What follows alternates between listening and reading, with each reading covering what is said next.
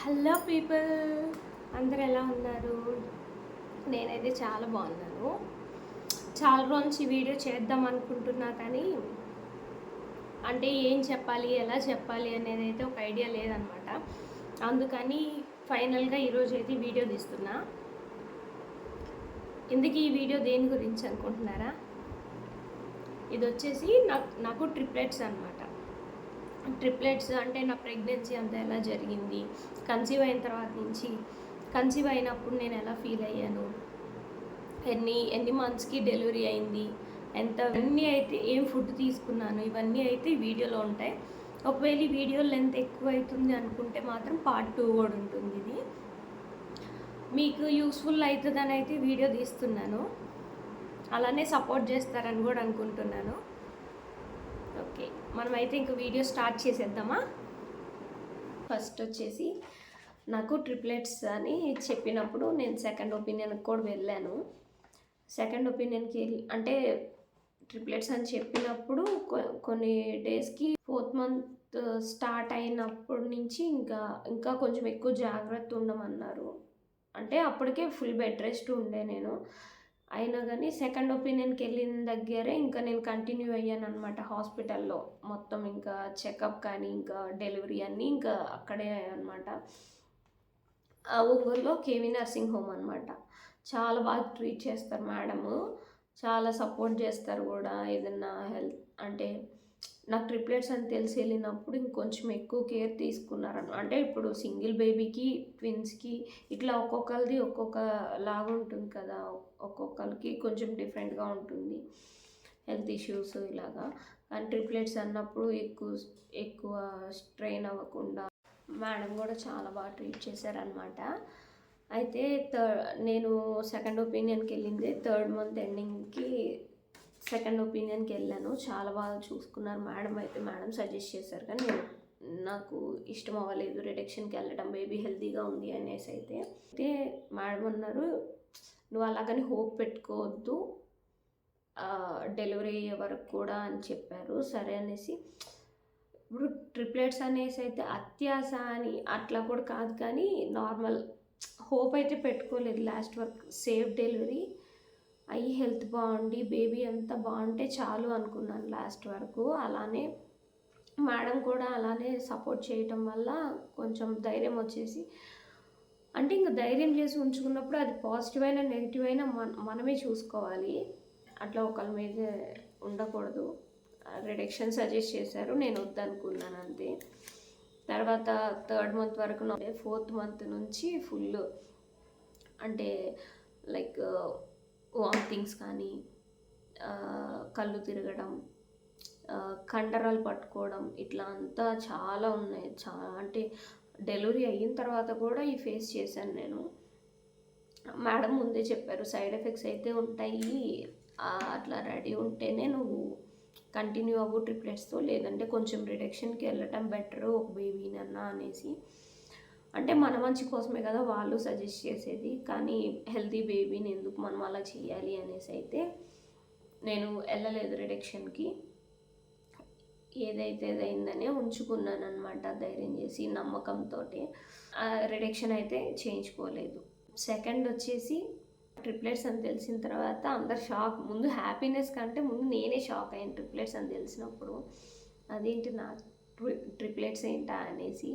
అంటే మామూలుగా ట్విన్స్ అనేది నేను విన్నాను, చాలామందిని చూశాను, కాకపోతే మా ఇళ్ళల్లో ఎవరికీ లేదు ట్విన్స్, ఎవరు లేరు. అలాంటిది సడన్గా ఒకసారి ట్రిప్లెట్స్ అనేసరికి కొంచెం షాక్ అయిపోయారు అనమాట అందరూ. అంటే బయట ఎవరికి తెలీదు, జస్ట్ ఇంట్లో వాళ్ళే ముందు షాక్ అయ్యారు. నేను డెలివరీ అయ్యే వరకు కూడా ఎవరికి చెప్పలేదు, ఎందుకంటే మనది ఎలా ఉంటుందో మనకే తెలియనప్పుడు నాకు ట్రిప్లెట్స్ ఇలా అని చెప్పలేదన్నమాట ఎవరికి.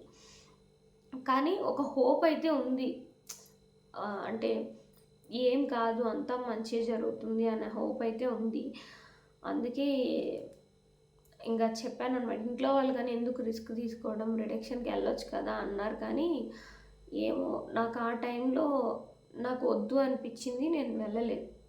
అంటే ఇప్పుడు ఒకళ్ళు చెప్పారు అనేది కాదు, కానీ మనకేమనిపించింది అంటే ఎవరైనా మన మంచిగా చెప్తారు, కానీ మనకేమనిపించింది అది మంచైనా మళ్ళీ తర్వాత చెడైనా అది నువ్వే తీసుకోవాలి. ఒకళ్ళ మీద పెట్టకూడదు అనైతే ఫిక్స్ అయిపోయాను నేను.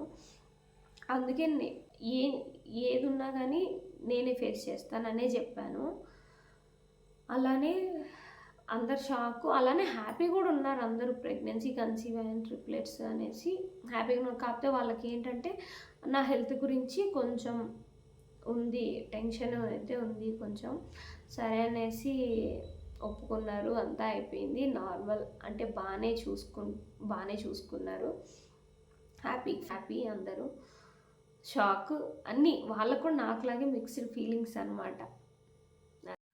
నెక్స్ట్ థర్డ్ మంత్ వరకైతే నార్మల్ ఫుడ్ అంటే like morning soaked dry fruits తీసుకునేదాన్ని. నైట్ అంతా సోక్ చేసినవి dry fruits, butter milk, eggs, అలానే వాటర్ ఎక్కువ తీసుకునేదాన్ని. లీఫీ వెజిటబుల్స్ ఎక్కువ తీసుకునేదాన్ని. అంటే ప్రోటీన్ ఎక్కువ అంటే ఆ టైంలో ఇష్టం అవ్వలేదు. అంటే మామూలుగానే నేను ప్రెగ్నెన్సీ ప్లాన్ చేసేటప్పుడు నేను నార్మల్‌గానే నాన్ వెజ్ మానేశాను. ఏదున్నా వెజ్జే తినేదాన్ని. వెజ్‌లోనే కొంచెం అంటే మళ్ళీ అలాగని మసాలాస్ తినలేదు. నాన్ వెజ్ తినలేదు. ఏమి తినలేదు థర్డ్ మంత్ వరకు. అలానే థర్డ్ మంత్ వరకు సింప్టమ్స్ కూడా లేవు కాబట్టి ఏం తిన్నా బానే ఉండింది. జ్యూస్ ఎక్కువ తీసుకునేదాన్ని. థర్డ్ మంత్ కంప్లీట్ అయ్యి ఫోర్త్ వచ్చినప్పటి నుంచి ఫుల్ వామిటింగ్స్, అలానే కళ్ళు తిరగడం, ఈ ఇలా చాలా అంటే వాటర్ తాగినా కూడా వామిటింగ్ అయిపోయేది. ఇంకా అయినా గానీ బేబీ కోసం అన్నట్లు ఇష్టం కాకపోయినా తిన్నాను నేను. అంటే ఎక్కువ జ్యూస్‌లైనా తాగాను నేను ఆ టైంలో. బనానా జ్యూస్ ఒకటి, పొమోగ్రానేట్ ఒకటి, క్యారెట్ జ్యూస్ అంటే బీట్రూట్ అసలు ఆ స్మెల్లే నచ్చదు నాకు. అయినా గానీ కొంచెం కష్టమైన బీట్రూట్ జ్యూస్ ఇవి కూడా తాగాను. క ఎక్కువ మనం ఏం ఫుడ్ తీసుకున్నా గూడా బేబీకి అంటే ఇప్పుడు నాకేంటంటే నేను వెయిట్ అస్సలు పెరగలేదనమాట. ఆ టైంలో ఎంత ఫుడ్ తీసుకున్నా కూడా నేను 1 గ్రామ్ కూడా నేను డెలివరీ ముందు ఎంత వెయిట్ ఉన్నానో, డెలివరీ తర్వాత కూడా అంతే వెయిట్ ఉన్నా. అంటే లైక్ ప్రెగ్నెన్సీ ముందు ఎంత వెయిట్ ఉన్నానో, కన్సీవ్ కాకముందు, ప్రెగ్నెన్సీ అయ్యి, డెలివరీ అయిన తర్వాత కూడా అంతే వెయిట్ ఉన్నా. ఒక్క గ్రామ్ కూడా పెరగకుండా. ఇప్పుడు మనం పెరగట్లేదు అంటే ఆ ఫుడ్డంతా బేబీకి పడుతుంది. బేబీ గ్రోత్ ఉంటుంది. ఆ హ్యాపీనెస్ ఉండేది నాకు. నేను పెరగకపోయినా పర్లేదు. బేబీ గ్రోత్ ఉంది గదా! అనేసి. అంటే డాక్టర్స్ కూడా ఏం చెప్తారు అంటే, బేబీ గ్రోత్ అంటే ఇప్పుడు ఒక బేబీ అంటే ఆటోమేటిక్‌గా అంత వెయిట్ వస్తారు డెలివరీ టైంకి. కానీ ట్రిప్లెట్స్ మీద ఒక్కొక్కళ్ళు ఎంత వెయిట్ రావాలి అంటే, ఒక్కొక్కళ్ళు కనీసం 2 కేజెస్ రావాలి. లేదంటే మేడం నాకు చెప్పిందేంటంటే 1 ½ కేజీ అన్నా ఒక్కొక్కళ్ళు రావాలి. అప్పుడే నీకు సేఫ్ ఉంటది అంతా అనేసి. అప్పటికి ఇంకా అదే మైండ్‌లో పెట్టుకొనేసి, అదే నేనింకా ఫుడ్ అలానే ఎంత అంటే స్ట్రెస్ ఏం తీసుకోకుండా, టెన్షన్ ఏం పడకుండా అట్లా ఫుడ్ తీసుకొని అప్పటికి అంటే అంతా మన చేతుల్లో ఉండకపోయినా మన చేతనైందైనా మనం చేయాలి. ఎంతో కొంత మనం అన్నిటికి ఓకే అనుకోని ఉంచుకున్నప్పుడు. అందుకోసం ఫుడ్ అన్నీ తీసుకునేదాన్ని. క్రేవింగ్స్ అంటే నాకు ఐస్ క్యూబ్ క్రేవింగ్స్ ఉండే. ఫ్రిడ్జ్‌లో పెడతారు కదా! Ice cubes. అవి ఆ క్రేవింగ్స్ ఉండే. అది టేస్ట్ ఉండదు, ఏముండదు. కానీ క్రేవింగ్స్ ఉండే నాకు. అలానే అంటే ఒక 2 టైమ్స్ అలా తిన్నాను. కానీ కోల్డ్ ఇవన్నీ వస్తాయనేసి అది కూడా ఐస్ క్రీమ్ అనేసి ట్రై చేశాను. అది అస్సలు నచ్చలేదు. ఐస్ క్రీమ్స్ నచ్చలే. ఏం లేవు పుల్లంగా, కారంగా ఇయి తిందాము అనేసి అసల ఏమనిపించలేదు క్రేవింగ్స్. అదొక్కటే అది కూడా ఒక 2 టైమ్స్ తిన్నాక ఇంక అది కూడా అనిపించలేదు. అప్పటికి ఈ వామిటింగ్స్ ఎక్కువ వల్ల ఏందంటే ఏదో ఒకటి తినాలి అన్నట్లు ఆ టైంలో ఈ French fries peri peri masala ఉంటది కదా! అది కొంచెం అదొక 2 పీసెస్, 3 పీసెస్ తిన్నాను. అది నచ్చింది ఆ టైంలో. ఇంక అందుకని ఎప్పుడన్నా మరీ అనిపించినప్పుడు క్రేవింగ్స్ కూడా కాదు. జస్ట్ తినాలనిపించినప్పుడు ఒక 1 ఆర్ 2 టైమ్స్ తిన్నాను. అది హెవీగా కాదు. ఎంత ఊరక టేస్ట్ కోసం తినేదాన్ని అంతే. ఫుడ్ అయితే అంతే నార్మల్ ఫుడ్. డైజెషన్‌కి ఈజీగా ఉండాలి. ఎందుకంటే నేను ఎక్కువ బెడ్ రెస్ట్‌లోనే ఉండే. అంటే కొంచెం జాగ్రత్తగా ఉండే. బెడ్ రెస్ట్ అంటే మనం ఎక్కువ తిరగకుండా అందుకనేసి ఇప్పుడు తిరిగితే వాకింగ్ ఇలా చేస్తుంటే డైజెషన్ అట్లా అంతా బానే ఉంటుంది. ఇంకా నాకేంటంటే నేనెక్కువ తిరగను. తింటాను, పడుకుంటాను. తింటాను, పడుకుంటాను. అంతే కాబట్టి నేను డైజెషన్‌కి ఈజీగుండాలి. అలానే బేబీ వెయిట్ గెయిన్ అవ్వటానికి ఫుడ్ తీసుకోవాలి కాబట్టి, ఆ 2 కలిపి తిన్నా గూడా వామిటింగ్స్ అయినా గూడా మళ్ళీ తింటాను. ఎంతో కొంత అయితే బేబీకి పట్టాలి అన్నట్టు తింటాననమాట. ఫుడ్ అయితే అది. స్కాన్ తీపిచ్చుకుంటున్నప్పుడు నాకు ఫోర్త్ మంత్‌లో ఒక స్కాన్ తీశారు కదా! ఆ స్కాన్‌లో బేబీని చూసినప్పుడు ఎంత హ్యాపీనెస్ ఉండే నాకు. ఫస్ట్ టైమ్ నేను ప్రెగ్నెన్సీలో ఒక బేబీ అండ్ నా పొట్టలో బేబీ ఉంది. ఎంత హ్యాపీనెస్ అది. అది డైరెక్ట్‌గా నా కళ్ళతోటి చూస్తున్నాను అనేసి అది చెప్పలేని ఫీలింగ్. బుజ్జి ఫేస్, బుజ్జి బుజ్జి కాళ్ళు ఇవన్నీ ఎంత బావుంది అంటే అసలు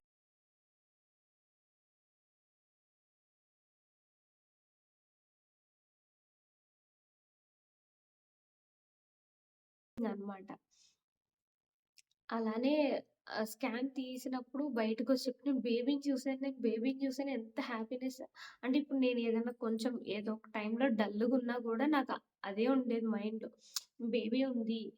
మనం అంటే ఇప్పుడు మనం ఏడ్చినా బేబీకి తెలుస్తుంది. ఇంకా అలా అన్నమాట. అందుకని ఎక్కువ నువ్వేం స్ట్రెస్ తీసుకోకూడదు, టెన్షన్ పడకూడదు, హ్యాపీగుండాలి ఇట్లా అనేసి మోటివేట్ చేసుకునేదాన్ని. అంటే ఆ టైంలో ఆటోమేటిక్‌గా మూడ్ స్వింగ్స్, ఎమోషన్స్ ఎక్కువుంటాయి గదా! అందుకనేసి అన్నీ కంట్రోల్ చేసుకునేది హ్యాపీగుండేదానికి ఎక్కువ ప్రిఫరెన్స్ ఇచ్చేదాన్ని. అంటే ఎక్కువ నిద్ర కూడా చాలా యూజ్ అయింది తెలుసా? నిద్ర అంటే పడుకోవడానికి ఇబ్బందిగా ఉన్నా కూడా ఎలా అయినా అంటే కళ్ళు తిరుగుతాయి. అది కొంత నెగెటివ్ అంటే అది కొంచెం ఇబ్బంది పెట్టినా గూడా కొన్ని అంటే నిద్రపోవడానికి బాగా యూజ్ అయ్యేది. కళ్ళు తిరుగుతుంటే గూడా అట్లే పడుకుంటూ పోతే ఆటోమేటిక్‌గా నిద్రొచ్చేసేది నాకు. ఇంతకి నేను డెలివరీ ఎక్కడ అయింది అంటే ఒంగోలు అన్నమాట. కేవీ నర్సింగ్ హోమ్ ఉండే. అక్కడ ఆ మేడం అన్నమాట చేశారు. ప్రశాంతి మేడం అనేసి. ప్రశాంతి మేడం ఇంకా నా రమాదేవి మేడం అని ఉంటారు. ఇద్దరు మేడమ్స్ చూసుకున్నారనమాట చాలా బాగా. థర్డ్ మంత్ నుంచి టాబ్లెట్స్ చాలా తగ్గిచ్చేసారు మేడం. ఎక్కువ ఫుడ్ ద్వారానే తీసుకో, టాబ్లెట్స్ ఎక్కువ అవసరం లేదు అనే చెప్పారు. అంటే ఎట్లా ట్రిప్లెట్స్ అయినా గూడా ఎక్కువ మెడిసిన్ వాడని చెప్పలేదు మేడం. నార్మల్ ప్రెగ్నెన్సీ లానే ట్రీట్ చేశారు. కాకపోతే ట్రిప్లెట్స్ అనేసి ఇం కొంచెం కేర్ ఎక్కువ తీసుకున్నారనే చెప్పాలి. అంటే సపోర్ట్ కూడా అలానే ఉండేది మేడం. ధైర్యం కూడా అలానే చెప్తారు. కాకపోతే మనం ఏది కూడా లాస్ట్ వరకు ఎక్కువ హోప్ పెట్టుకోకూడదు ఫస్ట్. అదైతే నేర్చుకున్నాను నేను. ఏదన్నా అది అయ్యే వరకు మనం దాని మీద ఎక్కువ హోప్స్ పెట్టుకొని తర్వాత ఏదన్నా జరగకపోయినా అట్లా మళ్ళీ ఫీల్ అవ్వడం కంటే కూడా హోప్స్ ఏం పెట్టుకోకుండా నమ్మకం, ధైర్యంతో ఉంటే సరిపోతుంది. అంటే నా ఒపీనియన్ నేను నేర్చుకున్నది నా ప్రెగ్నెన్సీ టైంలో అయితే ఇంకా ఫుడ్ కూడా అంటే కొంతమందికి బ్లడ్ సరిపోక తర్వాత సిజేరియన్ టైంలో ఎక్కించాల్సొస్తుంది. అలా కూడా బ్లడ్ పర్సెంటేజ్ అన్నీ నార్మల్ ఉండే అప్పటి వరకు కూడా. కొంతమందికి ఏందంటే సరిపోదు బ్లడ్ పర్సెంటేజ్. అలాంటి వాళ్ళేంటంటే కొంచెం బీట్రూట్, పొమోగ్రానేట్ ఇలా ఫుడ్ గ్రేప్ జ్యూస్ తీసుకున్నా, బనానా జ్యూస్ తీసుకున్నా చాలా మంచిది. బ్లడ్ పర్సెంటేజ్ కూడా చాలా బాగా పెరుగుతుంది. సిక్స్త్ మంత్‌లో కూడా అంటే గుంటూరులో స్కాన్ రాసిచ్చారనమాట. అక్కడ కూడా అంటే బేబీ ఎలా ఉంది? ఇంకా హెల్తీగా ఉందా? అన్నీ ఫార్మ్ అయ్యాయా? లేదా? అన్నీ చూస్తారు కదా! పెద్ద స్కాన్‌లో. అలానే ఒక గుంటూరులో స్కాన్ రాసిచ్చారనమాట మేడం. అక్కడ కూడా ఎళ్లి స్కాన్ తీయించుకుంటే బేబీ కూడా హెల్తీగా ఉంది అన్నారు. అంటే కొంతమందికి గర్భసంచి దగ్గర బేబీస్ అంటే వెయిట్ పడినప్పుడు గర్భసంచి జారకుండా స్టిచెస్ ఏస్తారు. మామూలుగా నాకు తెలిసిన వాళ్ళేంటంటే ఫోర్త్ మంత్‌లో అట్లనే ఏయించుకున్నారనమాట. నేను అడిగినప్పుడు మేడం హెల్తీగా ఉంది. అంతా బానే ఉంది అన్నారు. తర్వాత అంటే బేబీ వెయిట్ పెరుగుతుండే కొంది ఆహ్, ఇంకా మేడం కూడా సజెస్ట్ చేశారనమాట. కాకపోతే సిక్స్త్ మంత్‌లో సజెస్ట్ చేశారు. ఇంకా సిక్స్త్ మంత్‌లో అయితే స్టిచెస్ ఏయించుకున్నాను. అవే ఆపిందనుకుంటా నేను డెలివరీ ఇంకా తొందరగా అయిపోకుండా కొంచెమన్నా. మేడం అన్నారు 1, 1½ కేజీ ఉన్నా కొంచెం మనం మేనేజ్ చేయొచ్చు బేబీని. ఒక్కొక్క బేబీ 1½ అంటే అప్పటికి లేరు.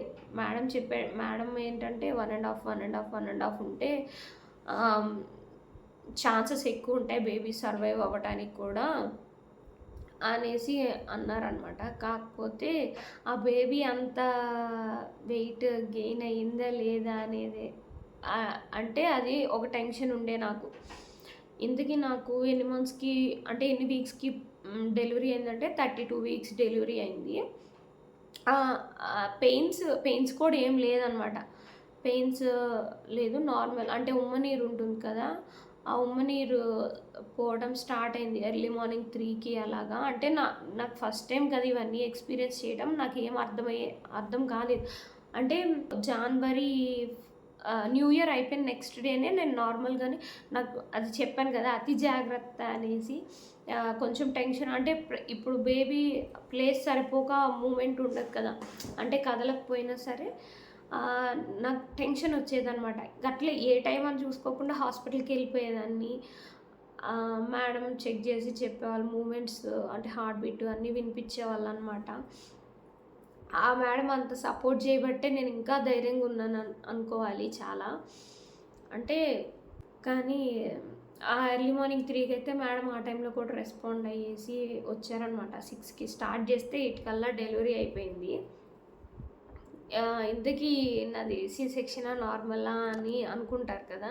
నాదైతే సి సెక్షనే. నార్మల్ అయ్యే ఛాన్స్ లేదు ముగ్గురిని పెట్టుకొని.